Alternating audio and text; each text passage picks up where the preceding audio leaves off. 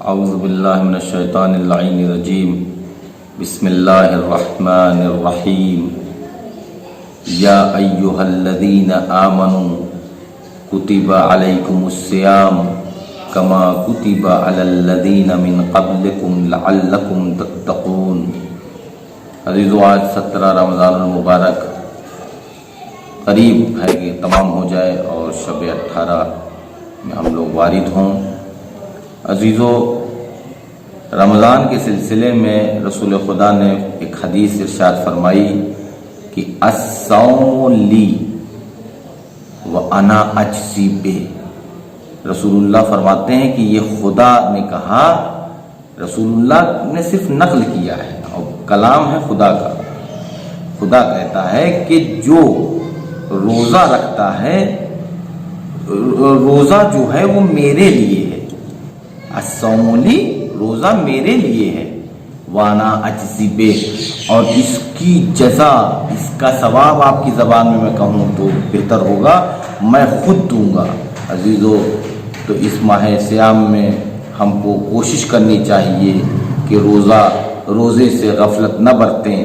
اور آج کا جو موضوع ہے وہ 17 رمضان المبارک، یہ جنگ بدر فتح ہوئی تھی اور اسلام کی یہ پہلی جنگ ہے جس میں کتنے لوگ شریک ہوئے، کیا ہوا، ابھی میں بتاتا ہوں۔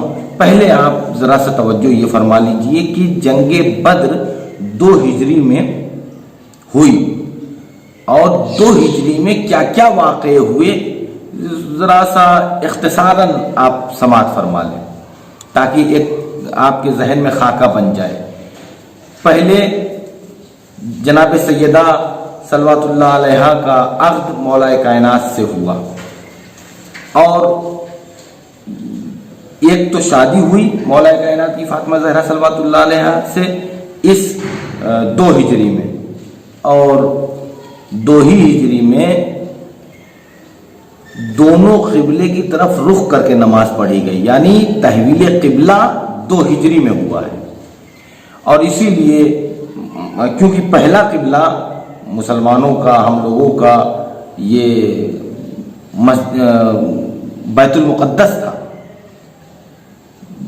نماز ظہر کے درمیان آیت آئی کہ مثلا آپ اپنا رخ فول وجہک شطر المسجد الحرام، اب آپ رخ موڑ لیجئے مسجد حرام کی طرف، مسجد اقصی سے، تو حضور نے رخ موڑ لیا مسجد حرام یعنی کعبے کی طرف۔ اسی لیے صرف اور صرف رسول خدا نے یہ نماز پڑھی تھی، اور ان کے پیچھے صرف اور صرف مولا کائنات حضرت علی ابن ابی طالب علیہ السلام تھے۔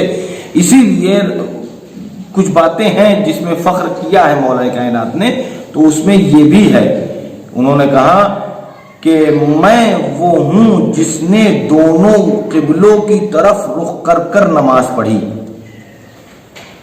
کیا ہوا 2 ہجری میں؟ پہلے عقد ہوا، تحویل قبلہ ہوا، اب تیسرا جنگ بدر۔ جنگ بدر عزیزو، اس سے پہلے چھوٹی چھوٹی جھڑپیں اسلام کو کرنی پڑی، یعنی لوگ مقابلے کے لیے آئے، اسلام دفاع کرتا رہا، کئی جھڑپیں ہوئیں جنگ بدر سے پہلے، لیکن مکمل ایک جنگ کی شکل اختیار کی وہ جنگ بدر ہے جس میں رسول خدا بنفس نفیس گئے۔ اچھا، ایک بات یہ بھی بتاتے چلوں آپ کو کہ جس میں رسول خدا شریک ہوئے ہیں اس جنگ کو غزوہ کہتے ہیں، غزوات، غزوے کی جمع جس میں رسول خود ہیں، وہ 26 جنگیں ہیں جس میں رسول نے شرکت کی، جس میں جنگ بدر ہے، جنگ احد ہے، جنگ خندق ہے، خیبر ہے، حنین ہے، وغیرہ وغیرہ۔ 26 جنگیں جس میں رسول بنفس نفیس خود شریک ہوئے ہیں، اور 36 جنگ وہ ہیں جس میں رسول شریک نہیں ہوئے، لوگ شریک ہوئے ہیں۔ رسول نے کسی کو بھی اپنا نمائندہ بنا کر بھیجا تو اس کو سریا بولتے ہیں، اس کو غزوہ نہیں بولتے، جس میں رسول شریک نہیں اس کو غزوہ نہیں سریا بولتے ہیں۔ یہی ایک سریا تھا جس کو کہتے ہیں، جس میں جعفر طیار شہید ہوئے، جنگ موتا، یہ سریا ہے۔ عزیزو، اب جنگ بدر جب اسلام کی پہلی جنگ ہوئی تو یہ پتہ چل گیا لوگوں کو کہ ابو سفیان شام سے پلٹ رہا ہے مکے کی جانب۔ یہ مدینہ جو نواح مدینہ یعنی اطراف مدینہ سے گزرے گا، اس کے ساتھ 30,000 سپاہ ہیں، اور 30,000 سپاہ کے ساتھ 1,000 تقریباً افراد ہیں جو جا رہے ہیں، اور 950 قریش جو مکے سے چل چکے ہیں اسلام پر حملہ آور ہونے کے لیے۔ کیوں یہ اسلام پر حملہ آور ہونا چاہ رہے تھے؟ کیونکہ اسلام ان کی نگاہ میں روزانہ دن اور رات چوگنی، دن دونا رات چوگنی ترقی کر رہا تھا، اسلام فروغ ہو رہا تھا اسلام میں، تو ان کو یہ برداشت نہیں ہوا، ان کی آنکھوں میں غصے کے ڈورے دوڑ رہے تھے۔ یہ کیسے وہ برداشت کرتے کہ اسلام ان کی زندگی میں پھلے اور پھولے؟ تو اسلام پر چڑھائی کرنے کے لیے 950 لوگ وہاں سے آئے۔ یہاں سے صرف اور صرف اسلام کی طرف سے اصحاب اور رسول خدا کو اگر سب کو ملائیے گا تو 313 افراد تھے جو جنگ بدر میں شہید ہوئے۔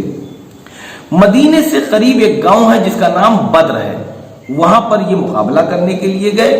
بس المختصر یہ کہ وہاں جنگ ہوئی جس میں قریش یعنی اسلام کے مخالفین 70 لوگ مارے گئے، واصل جہنم ہوئے، اور 70 ہی اسیر ہوئے، اور جس میں 36 لوگوں کو یعنی 36 لوگوں کو واصل جہنم خود مولا کائنات حضرت علی بن ابی طالب علیہ السلام نے کیا۔ اور اس جنگ میں یعنی جنگ بدر میں علمبردار تھے، جن کے ہاتھ میں علم تھا اسلام کا، وہ مولا کائنات کی ذات والا صفات ہے۔ عزیزو، جنگ بدر تمام نہیں ہوئی، اس سے پہلے ہی روزے کا حکم آیا، یعنی سن 2 ہجری میں روزے کا حکم آیا، اور جب بنی قینقاع سے پلٹ رہے تھے لوگ تو اسی میں عید الاضحیٰ کا بھی حکم آیا۔ عزیزان محترم، میں یہ کہنا چاہتا ہوں کہ جنگ بدر بڑی شدید جنگ کو کہتے ہیں، جس میں خدا نے مدد کی اسلام کی، اور اسلام کے لوگ فتح یاب ہوئے۔ میں یہ کہنا چاہتا ہوں کہ روزے کے عالم میں جب سپاہیان اسلام جنگ کر سکتے ہیں تو آج کل تو موسم بھی اچھا ہے، شدید گرمی بھی نہیں ہے، حالانکہ مئی ہے لیکن گرمی بھی نہیں ہے، تو کیا ہم روزہ نہیں رکھ سکتے؟ جب رسول اسلام روزے کے عالم میں رہ کر جنگ میں شریک ہو سکتے ہیں تو کیا ہم روزہ رکھ کر عبادت خدا نہیں کر سکتے ہیں؟ وہ بھی عبادت ہے اور یہ بھی عبادت ہے۔ ہم کو دعا کرنی چاہیے پروردگار کی جناب میں، پروردگار ہم کو توفیق دے اور ہمارے ان نوجوانوں کو توفیق دے جو روزہ رکھنے میں کاہلی برتتے ہیں۔ پروردگار تجھ سے دعا ہے کہ ہمارے روزوں کو، ہمارے تلاوت قرآن حکیم کو شرف قبولیت سے سرفراز فرما۔ وآخر دعوانا الحمدللہ۔